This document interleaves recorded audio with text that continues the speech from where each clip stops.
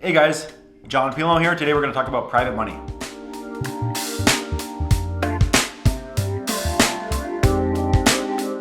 Is it for you, or when should you use it? Lots of questions to be asked. Today I'm going to get into what is private money, how to find it, when to use it, if it's for you. If you're a real estate investor, I'm sure you've already seen or heard of the terms private lending, and today we're just going to get into the details. Okay, so what is private lending?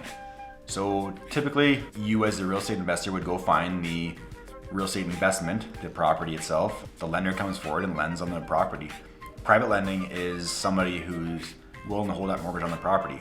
It's typically held privately because it's a higher interest rate, more convenient. Maybe it's a relative, maybe it's a friend. Lots of opportunities. Also lots of risks. Where can you find private money? Typical steps to finding private money would be, first of all, find the property. Don't go finding money prior to finding the property. Go find a property, go find the investment, whether it's land, whether it's a multifamily property, whether it's a single family property. Find the investment. Once the investment's found, then you can go headhunting some money.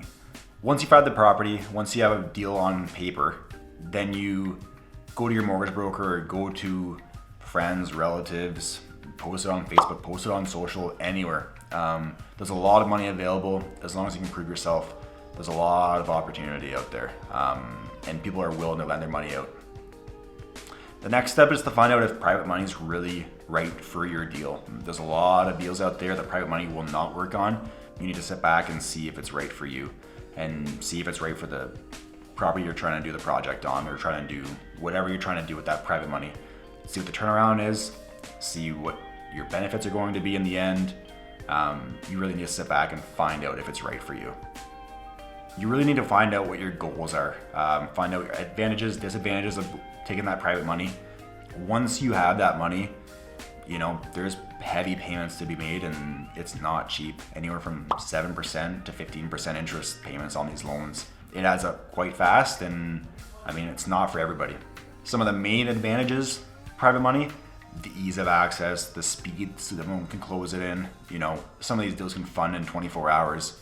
And some of the disadvantages, you're paying a lot of money for these loans, so you need to have a good turnaround, a good game plan to get out of this private money, and have a project lined up and a time frame lined.